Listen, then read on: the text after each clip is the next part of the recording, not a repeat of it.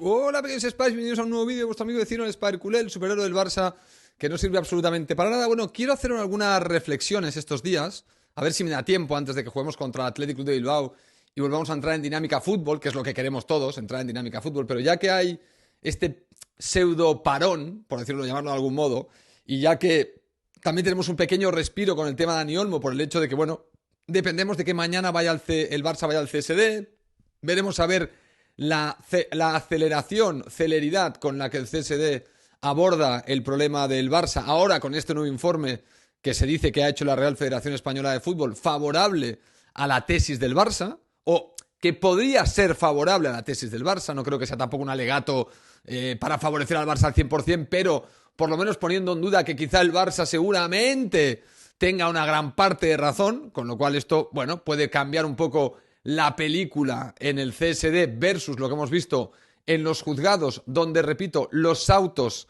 en contra del Barça han sido demoledores, en el sentido de, oiga, usted se tiene que joder porque usted conocía la norma y usted sabía que esto iba a pasar y usted tenía la potestad de no fichar a Dani Olmo. O sea, le han tirado, pero fuerte en los juzgados. Lo que pasa que esto la prensa y algunas personas no lo cubren.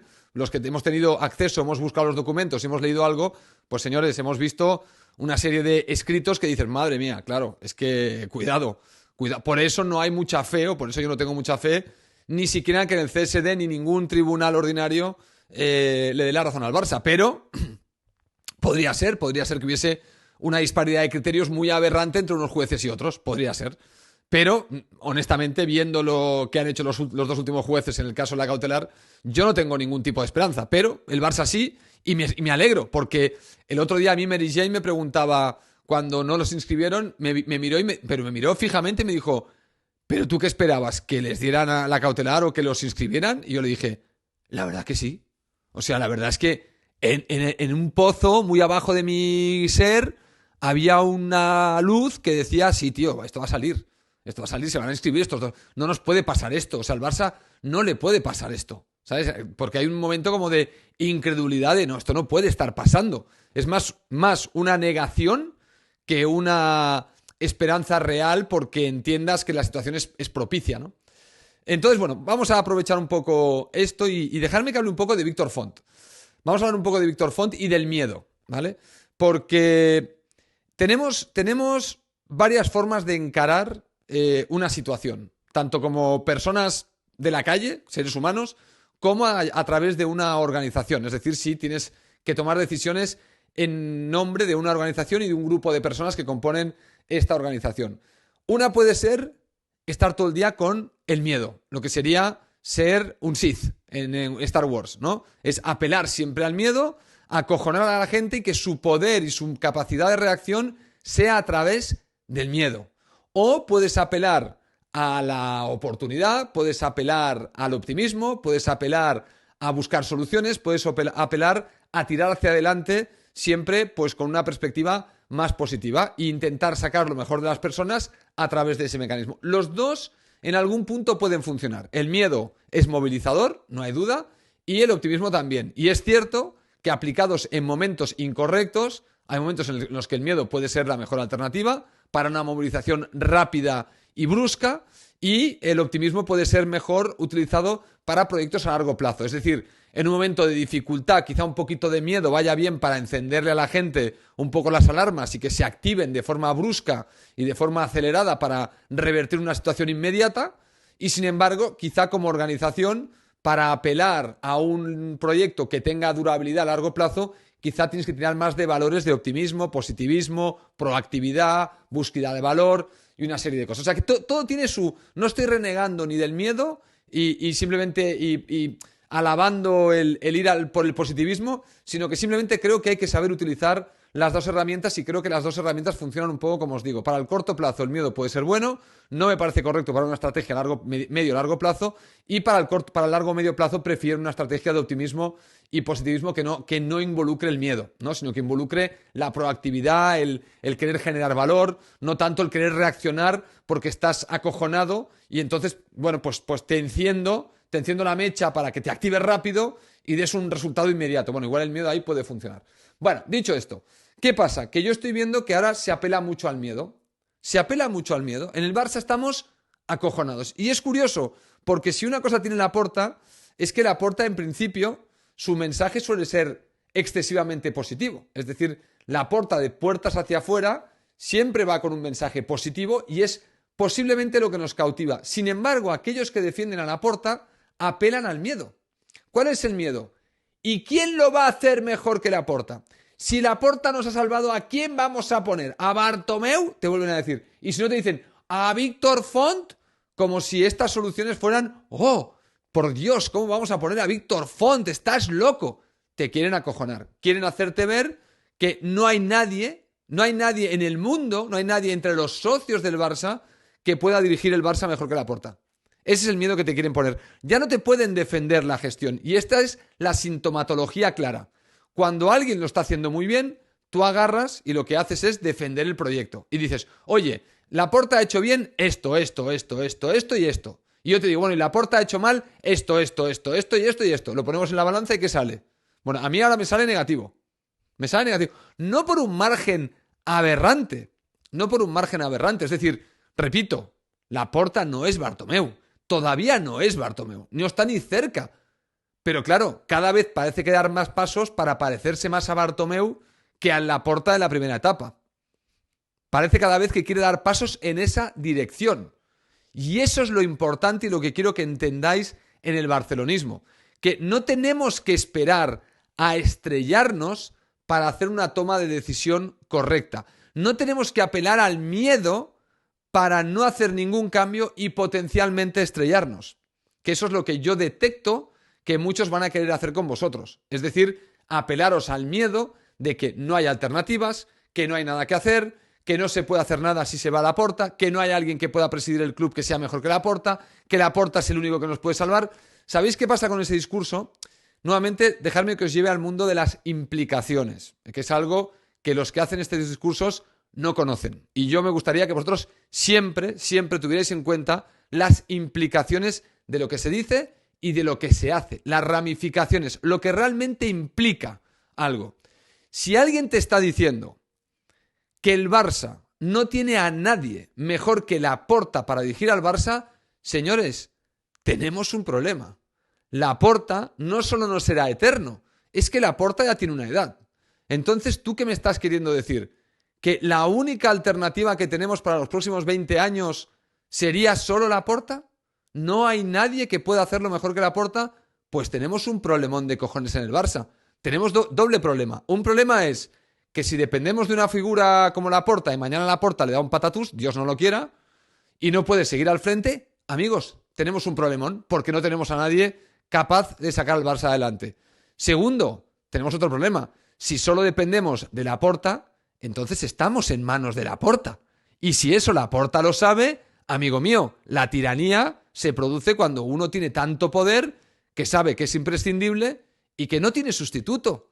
Entonces no tiene necesidad de hacerlo bien. Tiene necesidad de estar presente. Única y exclusivamente. Si no tiene competencia, nos la tenemos que inventar. Porque la única forma de que un presidente funcione es que tenga la sensación de que si no lo hace bien, hay alternativas. Entonces la gente que quiere hablar de defensa del Barça, como no entiende de implicaciones, porque no saben calcular, te dicen que no hay nadie mejor que Laporta y que no entienden que ese discurso es debilitante. Ese discurso hace que el Barça tenga un problema muy potente, que es que solo hay una persona en el mundo capaz de dirigir correctamente, según ellos, la nave blaugrana, con lo que implica a nivel debilidad. Todos nuestros enemigos saben que si Laporta mañana estornuda o cae enfermo y tiene que estar, yo qué sé, un mes de baja, chicos, un mes que el Barça no se puede gestionar bien. Un mes perdido que no se puede porque no hay nadie que le pueda reemplazar al nivel Laporta o mejor. No existe. Y esto es un problema. Esto es un problema que muchos, evidentemente, no saben calibrar. Por eso hacen las proclamas que hacen. Quieren hacer ver que el Barça solo tiene una alternativa, que es Laporta. Esto es un problema. Esto es como decir, yo en la portería del Barça solo tengo una alternativa, Ter Stegen. Hostia, pues si se lesiona Ter Stegen, estás jodido. Como club estás jodido. No, pero mira, por suerte, tengo a Iñaki Peña, he podido fichar a Chesnik, no dependo de Ter Stegen. Tengo alternativas que lo pueden hacer igual de bien o igual alguna mejor, o no, o peor. Pero alternativas hay. Y es bueno que haya alternativas. Es bueno, te da fortaleza tener alternativas como institución. Lo que te debilita es no tenerlas. Lo que te debilita es pensar que solo hay una persona en el mundo capaz de dirigir la nave blaugrana de forma correcta. Especialmente decirlo está mal cuando el que la está gobernando la está cagando. Que es el caso de Laporta, como digo, en el último año sobre todo. En el último año. No hace falta estrellarse para empezar a ver una tendencia. Mirar, había por ahí mucha gente diciendo que cambiar a Xavi era un error, porque ¿quién mejor iba a entender la cantera del Barça y quién mejor le iba a sacar rendimiento a los futbolistas que Xavi Hernández? ¿Quién? ¿A quién traemos? A ver, ¿a quién traemos? ¿No? Era como, el proyecto de Xavi Hernández hay que darle tiempo porque ¿a quién vamos a traer? ¿Quién será mejor que Xavi Hernández? Coño, hemos traído a Hansi Flick y honestamente, a mí me parece muchísimo mejor. Ya sé, algunos te dirán, sí, pero en esta primera vuelta hemos hecho 3 puntos menos que Xavi el año anterior, o 6 menos que el año que se ganó la Liga, o no sé, bueno, no sé cuántos. Ya, pero yo, al margen de los puntos, que es un parámetro válido para evaluar a cada entrenador, no es el único. Y viendo el resto de parámetros, goles a favor, goles en contra, partidos bien jugados, partidos mal jugados, yo lo siento mucho, pero a mí Hansi Flick me parece que independientemente de los puntos que se han ganado, en Liga le da un baño a Xavi. ¿Por qué? Pues mirad, porque si miro la Champions de Hansi Flick y miro las Champions de Xavi, pienso que Hansi le da un baño bestial. Un baño bestial. Si miro la Copa del Rey, bueno, de momento Hansi Flick solo tiene un antecedente, pero qué curioso que la suerte que tenemos, que es el mismo antecedente que teníamos el año pasado con Xavi, contra el Barbastro. Misma eliminatoria, mismo equipo, en el mismo campo, mismas fechas. La diferencia es que con Xavi se ganó 2-3 pidiendo la hora, de milagro. Con Hansi se ha ganado 0-4. Entonces, ¿el cambio de Xavi a Hansi Flick era tan peligroso?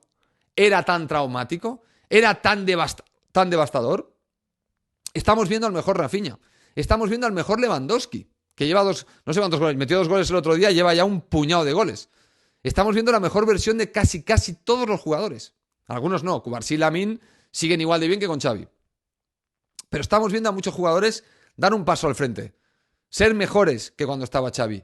Entonces, el temor que algunos os querían infundir con respecto al cambio de Xavi a otro entrenador, pues no eran reales, como estáis viendo.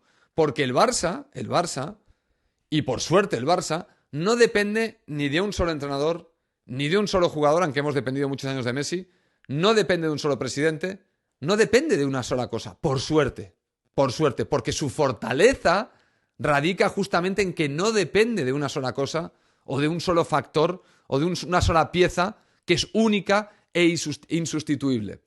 Entonces, cuando la gente dice, oye, pero ¿qué vas a traer a Víctor Font? Va, pero si no ha parado de cagarla. Mirad, la historia de Víctor Font es esta. Os la vuelvo a contar porque si no me creéis, lo que tenéis que hacer es ir a los canales de los diferentes youtubers y buscar, poner Víctor Font en su buscador de su canal y mirar los vídeos de hace 4 o 5 años. Y mirar lo que se decía de Víctor Font antes de que apareciera Laporta.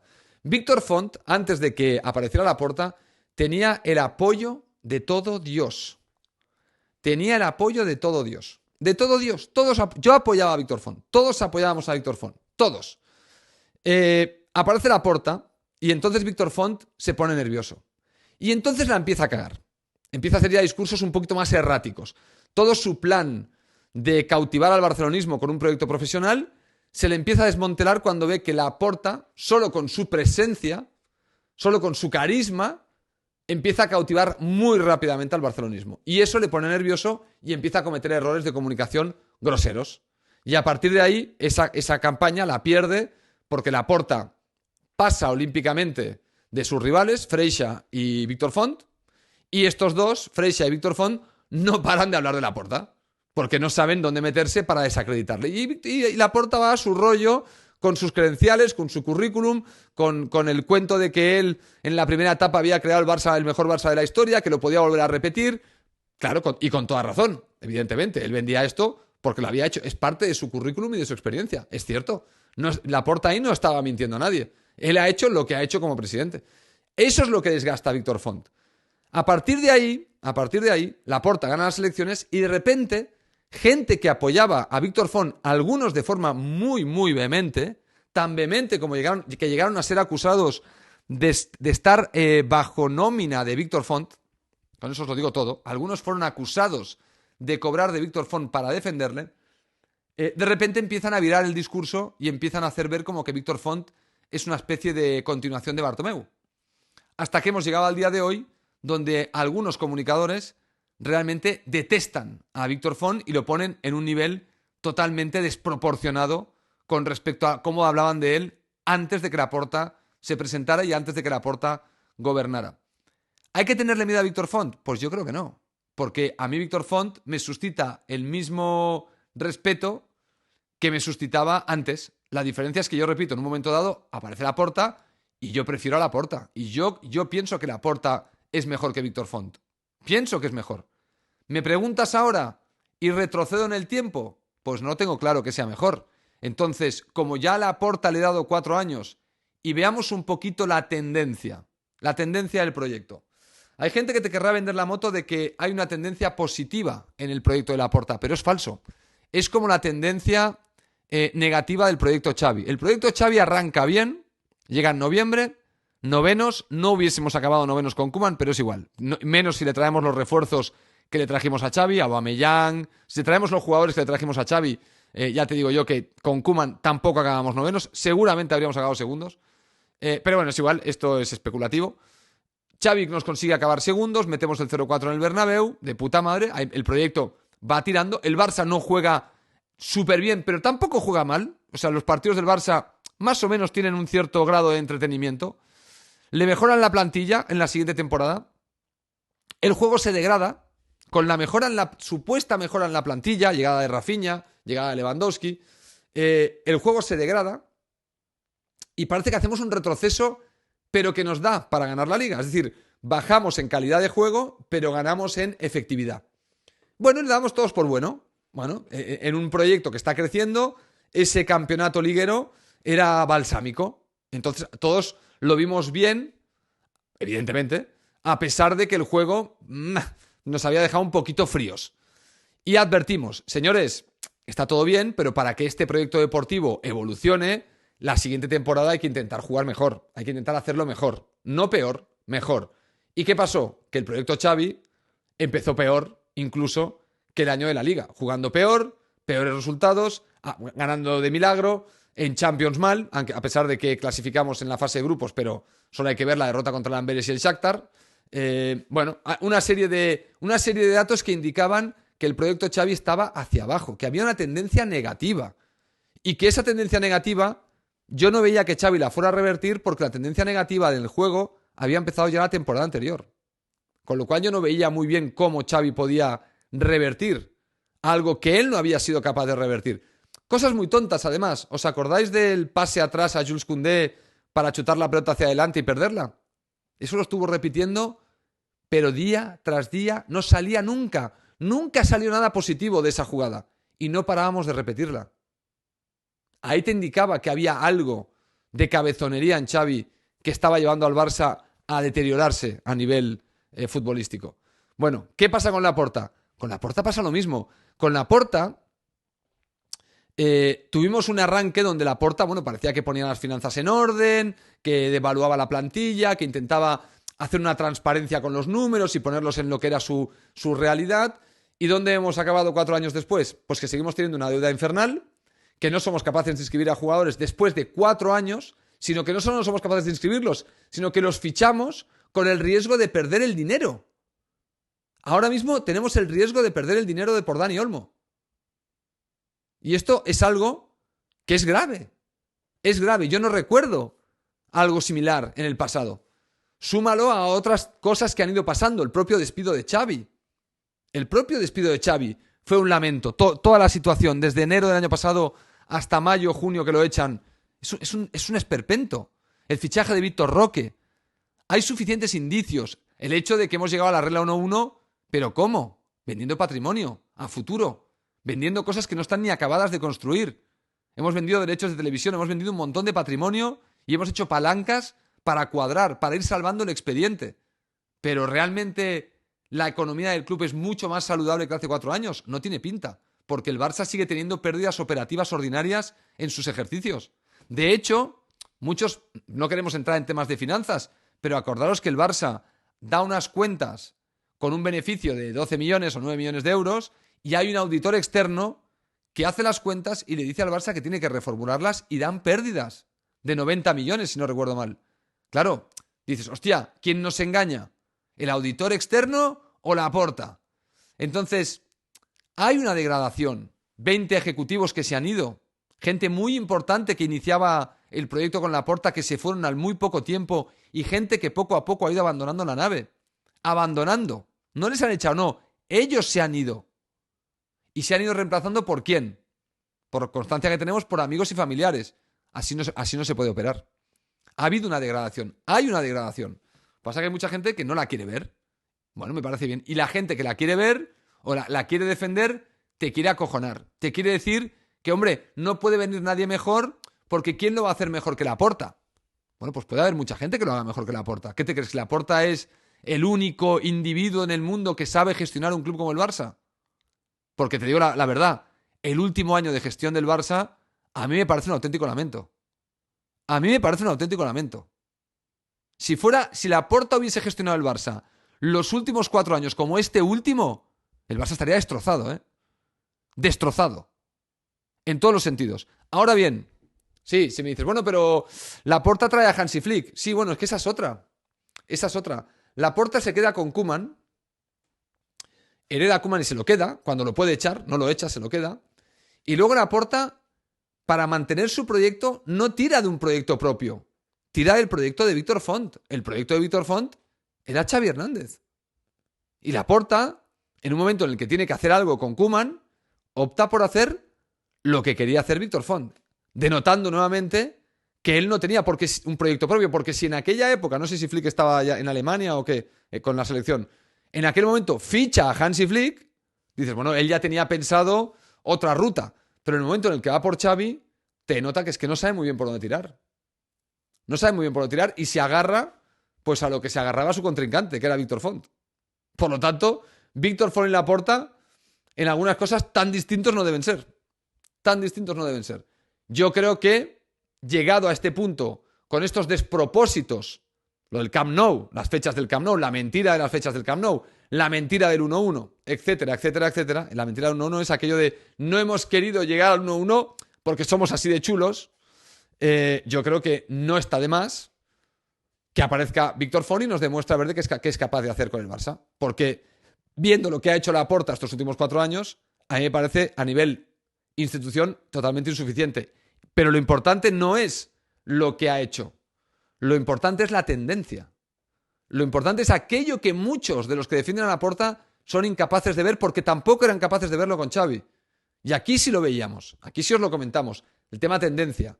De hecho, en la temporada de Xavi, la del año pasado, la tendencia era tan clara de la temporada que se había ganado la Liga que yo en este canal, no sé si os acordaréis, pero si no buscar los vídeos, en octubre o noviembre del año pasado, yo le pedía a Xavi que cambiara la metodología de trabajo, que evidentemente algo no estaba funcionando y era metodológico, porque ya veía la tendencia. ¿Y qué pasó? Pues la tendencia se mantuvo, absolutamente toda la temporada. Toda la temporada. Con Laporta, la tendencia también se ve. ¿Vamos a esperar a que la cosa degrade hasta niveles insostenibles o intentamos cambiar las cosas antes de estrellarnos? Pregunto, porque para mí la tendencia ahora mismo no es buena, no es positiva. Ojo, que como todo en el fútbol, lo que pasa en el césped te puede salvar. Es decir, si el Barça de Hansi Flick, por lo que sea, te gana la Champions, queda todo, o sea, nos dará igual las mentiras, nos dará igual la gestión, nos dará igual todo. Porque Bartomeu, que era un puto desastre, y lo sabíamos antes de ganar el triplete, porque se estaba jugando el cargo, Bartomeu se iba a ir del Barça, el Barça gana el triplete y Bartomeu gana las elecciones. Las gana gracias al triplete. Todo el mundo se olvidó de que la gestión de Bartomeu era una auténtica mierda ya en aquel entonces. Era una auténtica mierda, se veía. Ya lo hablábamos. No en canales de YouTube, yo no tenía canal de YouTube, pero ya se hablaba que lo de Bartomeu era un desastre, que se tenía que ir, que había que cambiar de presidente. Se gana el triplete y el socio renueva la confianza en Bartomeu. Con lo cual, la esperanza que debe tener Laporta es que le salven los jugadores y el entrenador. que el Barça le salve. Pero eso no indicará que la gestión sea buena. Eso indicará que el equipo está jugando bien y que se ha hecho bien. Y bueno, en parte sí, bueno, pues le tendremos que dar un parte de mérito a Laporta, que es quien ha fichado a Hansi y quien ha configurado con Deco esta plantilla a pesar de los fiascos de Vitor Roque y de Dani Olmo. Algo, evidentemente, algo de mérito le tendremos que dar porque evidentemente este es su proyecto. Si este proyecto gana la Champions, por más que estemos en la otra parte, en la parte de gestión administrativa, estemos siendo un desastre, bueno, pues habrá que reconocerle que nos ha hecho campeones de Europa otra vez el señor Joan Laporta. Pues sí, pues se le tendrá que dar valor y seguramente eso sea más que suficiente para que la gente se olvide absolutamente de todo. Que también lo entiendo, porque seguramente en el momento de celebrarlo también me olvidaré yo. Señores, decidme qué pensáis y nos vemos en el próximo vídeo. Chao.